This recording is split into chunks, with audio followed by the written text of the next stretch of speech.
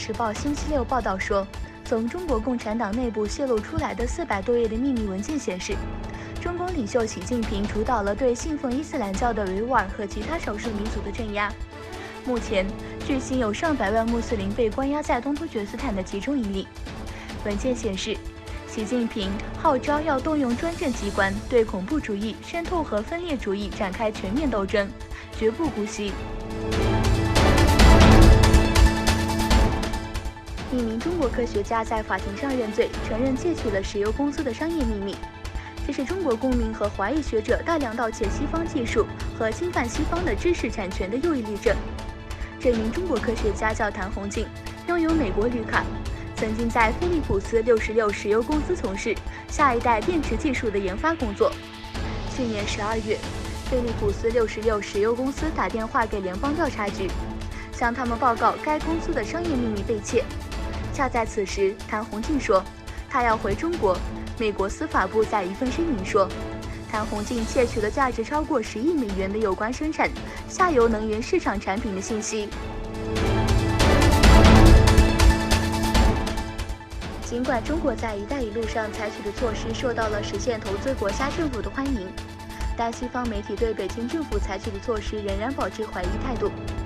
总部位于美国的外交政策杂志审查了中国在“一带一路”框架内对中亚国家的技术投资。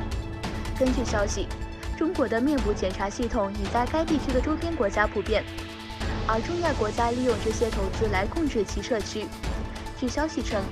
吉尔吉斯斯坦首都比什凯克开设了一个新的面部检查中心。据称，该系统由一家中国公司免费建立的，这家公司被列为美国制裁名单。吉尔吉斯斯坦政府将该系统称为智慧城市。伊朗全国多个城市爆发暴力示威，示威者抗议政府把由他们自行决定的燃油价格提高。伊朗政府于星期五宣布调高汽油价格50%，此举就触发了德黑兰、马什哈德及希尔詹等多个城市的民众上街抗议。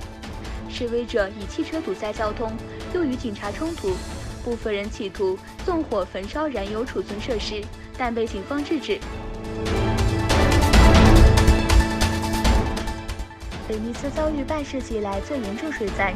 全市80%地区积水损失惨重。意大利水都威尼斯11月13日遭遇超过50年来最严重的水灾，全市进入紧急状态。水灾造成当地多个景点关闭。威尼斯市长估计，全市损失达到数以亿计的欧元。意大利内政部长卢西亚纳·拉摩格斯在过去几天的暴风雨之后，于今天赶往威尼斯。在采访中同市长会应，表示威尼斯不仅属于威尼斯人或意大利人，而且属于所有人，这是世界上独一无二的城市，因此我认为需要全体的关心。美国宇航局的小行星追踪器预测，在不到3年的时间里，一颗巨型小行星撞击地球的可能性微乎其微。NASA 追踪的这颗小行星可能会在2022年5月6日以23万吨 TNT 的威力飞向地球。天文学家将这颗正在靠近的小行星命名为2009 GF1。太空年时的大小堪比伦敦眼和埃及的金萨大金字塔。相比之下，1945年投放在广岛的原子弹所携带的 TNT 当量约为1.5万吨。这么大的一颗小行星，